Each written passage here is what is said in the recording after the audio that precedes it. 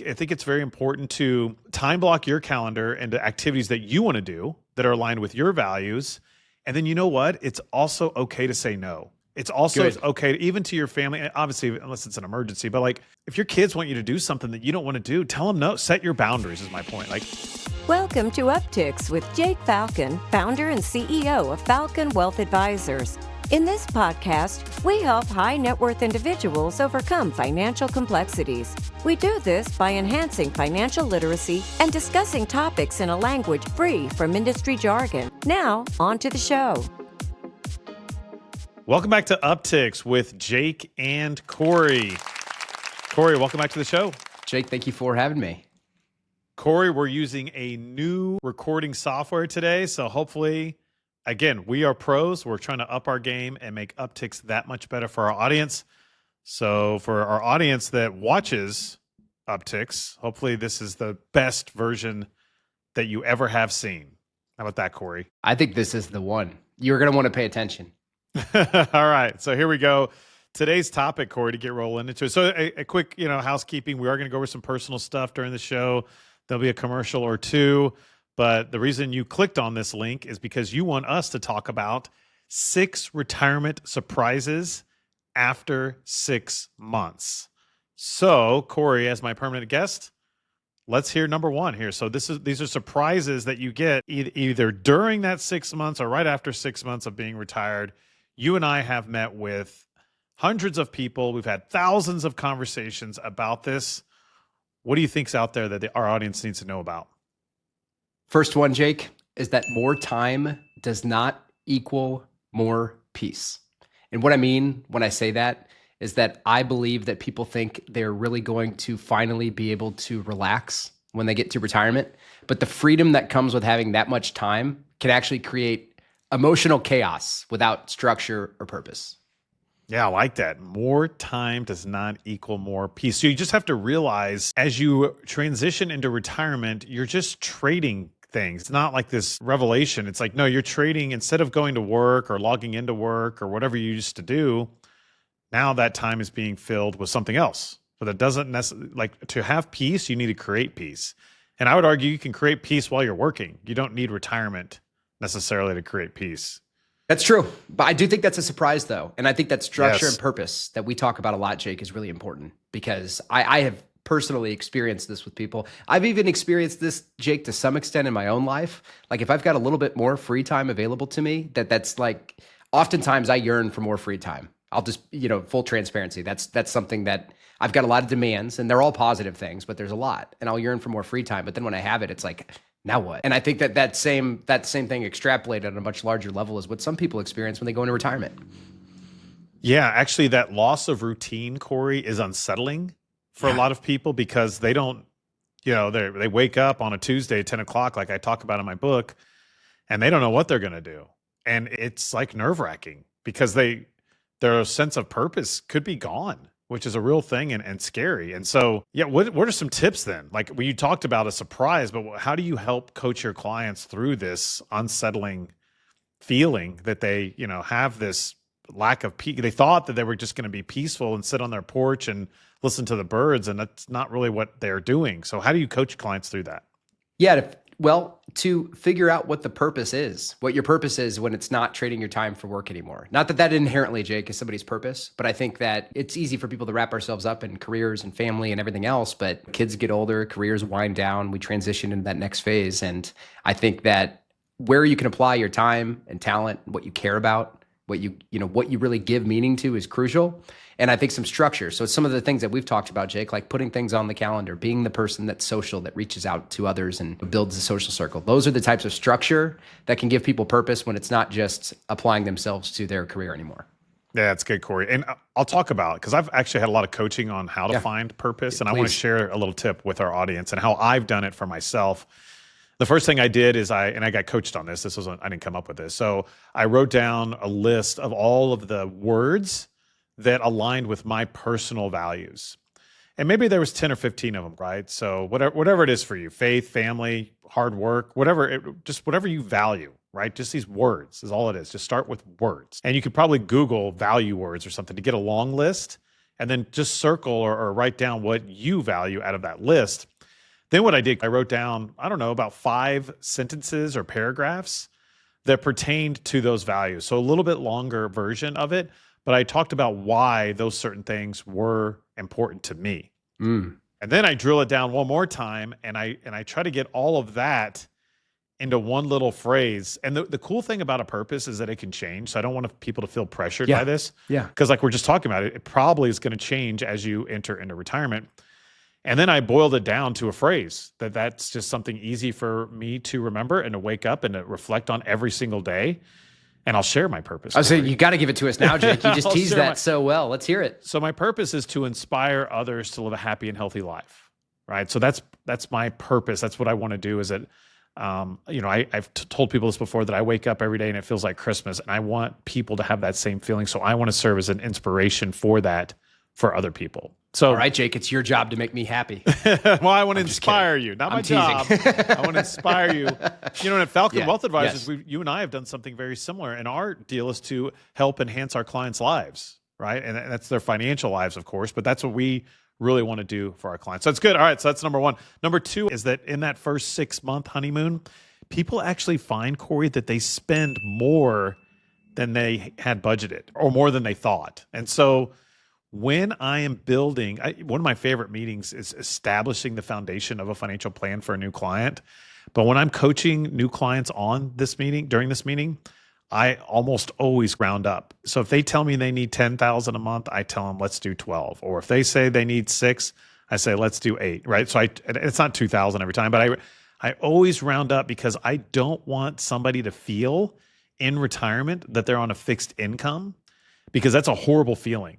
Right? The only people that should be on a fixed income is if you have Social Security and an annuity only, and you have no other investments. And fortunately, that's not really our clients. And there's nothing wrong with those people, but those people truly are on a fixed income.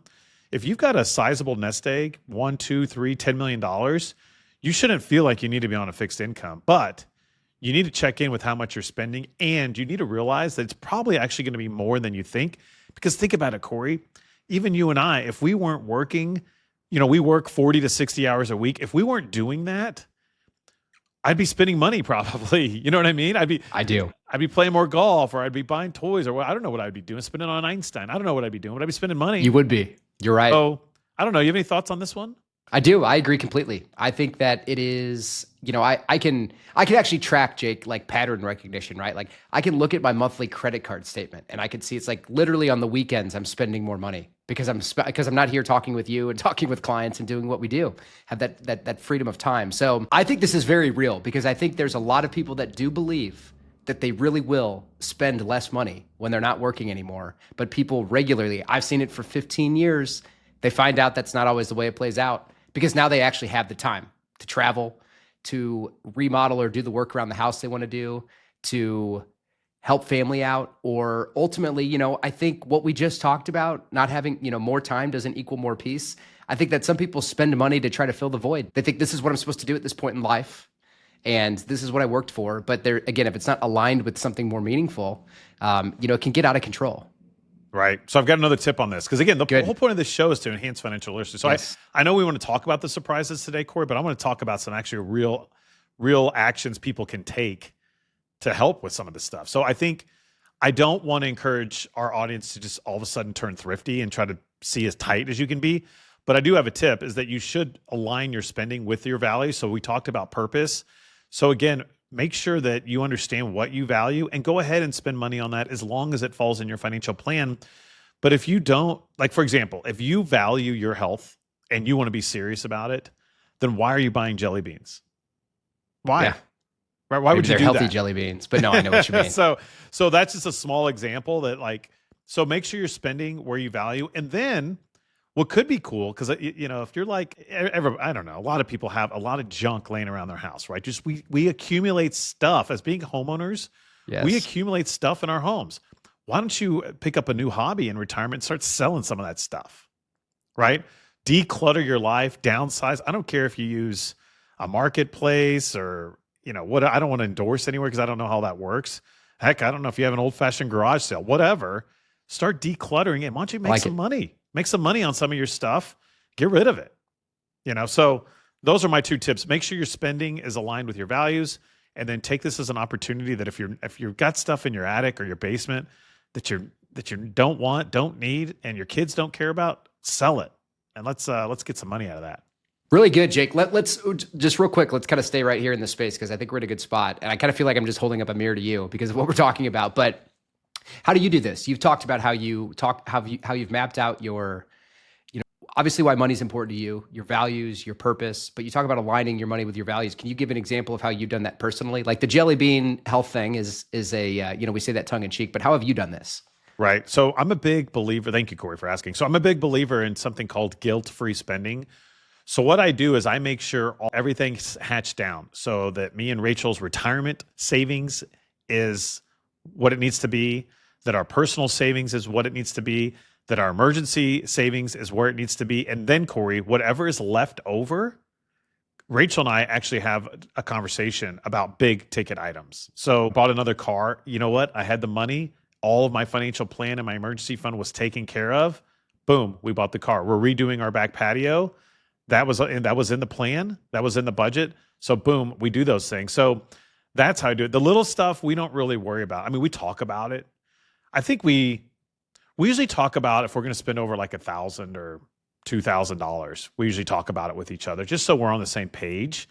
It's not that we're very fortunate. It's not that we need to go like look at our account to see if we can afford that. We know if we can afford it or not. But that's what we're doing. But the key with us is that we're making sure we're saving enough first before we do anything else.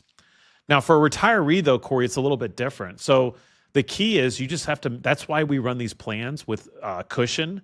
So if you need $12,000 a month, our planners will say, well, you can actually afford $14,000 a month. So what that tells our clients is that they've got $24,000 every single year cushion. In this example, this is a generic example, that they can do some of these things and also have that guilt-free spending feeling. I don't want any of my clients, and I don't want to have buyer's remorse.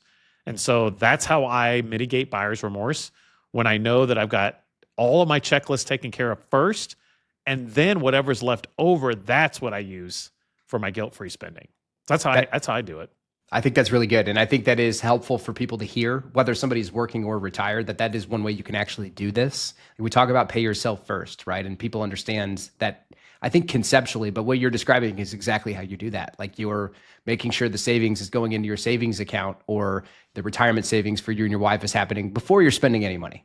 That's the first thing that you're doing. If you prioritize that first. Yes, you have to be an adult about it. Like, yep. And obviously, I didn't even mention this, but obviously our electric bill, our mortgage, all that other stuff, of course, like that has to get paid. Paying off our credit cards, that has to get paid. And then saving in our retirement accounts and our emergency savings. Once all that's done, whatever's left over, that's what we spend. Now, some people will say, well, Jake, I don't have anything left over. That's another issue. And so what I say to that is, well, then it's time to check in with your values and make sure that things are appropriately aligned. And maybe it's time to get a side hustle. Like, because if there's more things you want to spend money on and you need more money, then you're going to have to work. You have to earn that money. Right. Which there's a lot of ways that can be done in 2025. Yeah. So that's a whole nother topic for another show. But anyways, but yeah, if you got to be the adult, you got to stay disciplined. And it actually, it's fun because I know when those things are taken care of, I don't have to worry about it. That's right. So it's good. Well, you had a third one for us? I do. I think that the calendar gets weird. I think that's a surprise for people. And what I mean when I say that is that, every day feels like Saturday at first. I think to people in retirement, in the first 6 months of retirement, every day can feel like Saturday. But after that, it can get pretty disorienting. And I think, just kind of going back to what we were talking about earlier, this is aligned but different. But I think that, routine matters. The same way, like, Jake, you and I know I won't speak for you, but I'm pretty confident that I can, that for the 15 years that we've worked together, right, we've both woke up between 5 and 6 a.m., shave your face, ironed your shirt, put the suit on, think about the day, map it all out. Like that is routine. That's such ingrained. But if that went away and every day felt like Saturday, I totally think that could be fun for 3 to 6 months, but then it'd be like, okay, now what? Right. So I think, again, the same way that people can spend more money than they think they will, they think that having more time is going to bring them more peace. I think that, the calendar can just get weird. Without that routine, everything can feel very disorienting in that phase of life. Yeah, and the tip here, and we've talked about this on a previous episode, is to go ahead and time block and put things on your calendar. Because you're right, the calendar can get weird, and you don't want to be that. I've heard clients tell me, Cory, that they're like they're the catch-all for their kids because I'm retired, and now my kids just think they can throw their kids on me or run errands for them or fix their house. You don't want to do that. And maybe you do, and that's maybe fine, you do. But you shouldn't do that. So again, and I think that's why, Cory, a lot of retirees will say they're busier because they don't want to be that catch-all. Because I wouldn't want to be. Would you? Well, no, I don't want to be the default where like people like, oh, well, Jake's retired. He can go do all the stuff I don't want to do. No, that's not why I retired, to do your stuff. It's not why you worked your whole life and planned for that phase. Yeah. So I think it's very important to time block your calendar into activities that you want to do that are aligned with your values. And then you know what? It's also okay to say no. It's also okay, even to your family, obviously, unless it's an emergency, but like, if your kids want you to do something that you don't want to do, tell them no. Set your boundaries is my point. Like, set guidelines and boundaries so that you don't fall into this trap of like, well, I can't do anything now, Cory, because I got to watch my grandkids 4 days a week. And so this retirement, I turned into a babysitter, and I don't want to do. Now, some people want to do that, and that's right. Great. But again, you've got to set boundaries and then use time blocking in your schedule so that your calendar doesn't get weird.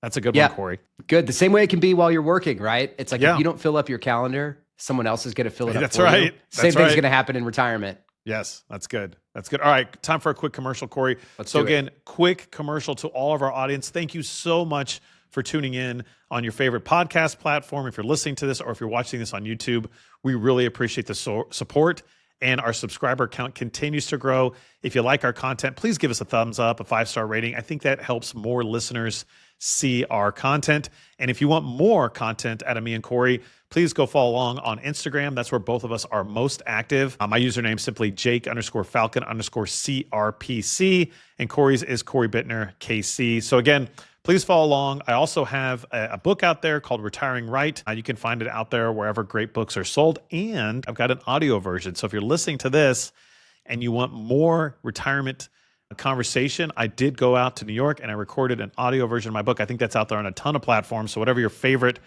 audio book platform is, feel free to go pick up a copy of Retiring Right. Cory, got anything before we go on to number 4 here? No, I'm glad that you recorded that yourself. I need to listen to the audiobook myself, Jake. I haven't done that yet. I've read the physical book, but I need to listen to the audiobook because the same voice, right, that everybody hears talking to them whatever day of the week it is that they listen to Upticks is the same voice that you can listen to Retiring Right in. That's right, Cory. That's right. It's a lot of fun, and I think it's obviously I'm going to be partial to this, but I think I did a good job, and I think people will enjoy it. I think you did too. So, for what it's worth, for Jake, what you've heard. Good. All right. All right, Cory. So we're on to number 4 here. I got number 4 is missing relationships. You might be listening to this and you're like, you know what? I'm not going to miss my coworkers. They get on my nerves. I don't like these people. However, you might like them more than you think, right? Because I get it. If you've worked somewhere 20 or 30 or 40 years and you've worked with somebody for the majority of that time, they might have little things that annoy you. But in the end, you've built a relationship with these people, and good or bad, I think a lot of our clients miss that when they leave. I miss it now when I have a team member go on, like Tyler's out on vacation this week, one of our financial planners, right? And I miss seeing him in the office. I know, I miss that guy. I talk to him every day. Yeah, and I know what you mean. Yeah, so for our audience that doesn't know, Tyler works primarily with Cory's clients as a financial planner, and so Cory and him are very close and talk about clients and every day, and so I miss seeing him in the office. So I could only imagine if I left and retired from this place, I would miss the relationships. So the key here is that I would encourage people to be that person that keeps the relationship going. Schedule a monthly lunch or happy hour, or if you play golf or whatever, to go on walks together, whatever it is that you enjoy doing, do that. And don't just connect on social media. Social media I think is important and can be powerful, but you need that face-to-face interaction. Unless I guess you were working virtual all along with this person anyways, then maybe you don't. But if you were working in person, go and spend time with these people in person. Do these lunches, do these happy hours, go play pickleball, whatever it is you like doing, and keep that relationship going. Even if you do it 4 to 6 times a year, that's better than drifting apart and not doing anything. Because again, these relationships can be a big boost to your health. And so you want to keep that sense of community. Do you have any thoughts on this, Cory? Yeah, I agree completely. In fact, the tip that you just gave, Jake, is what I was going to say. Be the person that builds that community if it doesn't already exist. I have seen clients that have thrived that have that have done this themselves in retirements. Like, I love hearing about, Jake, the people that get together for breakfast once a week or once a month with their old coworkers, and they've done it, every month for 10 years, right? Or somebody that goes to lunch with somebody once a week, whatever it might be, keeping that sense of community. Because I do think that if we actually think about 6 months after work, the idea of sort of isolation or loneliness, whether someone's married or not, I mean, that can creep in without that sense of community when part of that is stripped away. And the point is, if you're just waiting for somebody else to do it, it may or may not happen, but you want to maintain that, and you could do it yourself. You can be that person. That's right. That's right. Good, Cory. You got number 5 for us? I do. Yes. I think people find that retirement is not about just stopping. And retirement is really more like redefining someone's purpose. It's redefining who they are. Give me another one. We already did this. You got another one? I know. You got another one? Sure. I'll give you, how about one more? Give me a good one. All right. How about emotions? How about emotions can come in waves 6 months into retirement? What I mean by that is, joy, guilt, aimlessness, whatever, grief. People who choose retirement can find themselves asking, did I do the right thing? Did I make a mistake? Good. Should I have done something different? That's what I think a surprise that people find is. How's that? Good, Cory. Yes. And people do second guess their decision all the time, actually. And that's tough. That's tough. And that's why it's so important that you plan ahead. And we talk about this for years before you make the decision. The people that I've seen have the biggest struggle with it is when they kind of made a knee-jerk decision. Maybe they got offered a buyout package and they just took it. Or maybe they got laid off. And that's tough because it was a forced decision. It is tough. So again, the key here is to plan, even if you don't expect to get laid off, plan it for it anyways. I'm not saying you're like want to count on it, but let's talk about your retirement. And another quick tip on this, Cory, on your emotions is to separate. So recognize that whatever emotion you're experiencing is temporary. If you touch a hot stove, which I hope nobody does, but like you realize that that's hot and your hand may burn, hopefully not too long, but you get some cool water or eventually it dissipates and goes away. Think of that as an emotion. That's what's happening. So you might get a jolt of an emotion, but just separate from it and recognize that is a temporary sensation. Fully embrace it. So fully embrace whatever you're feeling and don't try to resist it. Recognize that it's okay that I'm being emotional right now. Don't lash out at anybody or do anything, right? You don't need to take action. Just embrace it. That's all. Just feel it. Just feel it. Don't do anything. Just feel it as much as you can. And then after you've separated and embraced it, then evaluate what is my most productive next step, right? I don't want to, if you're depressed, obviously go get help, right? And maybe that is maybe you're sad and depressed. Maybe you need to go see a therapist and that's okay, right? But the key here is separate, embrace, and evaluate. See, it's a quick acronym. When you're feeling overwhelmed with emotion, that is a quick check-in that you can do with yourself and recognize that it's okay. 6 months, this is a major life decision. It almost would be silly if there weren't some emotions tied to it. And recognize that's okay. That's completely okay. Good one, Cory. Thank you. Finally, I challenge you. So I've Finally. No. I'm just teasing. No, the other ones have been good. All right, so let's do it. Let's do a quick recap, though. Good. Number 1 was checking in with your values and your purpose, recognizing that free time does not equal peace, right? The second one, Cory, what was the second one? People think they can.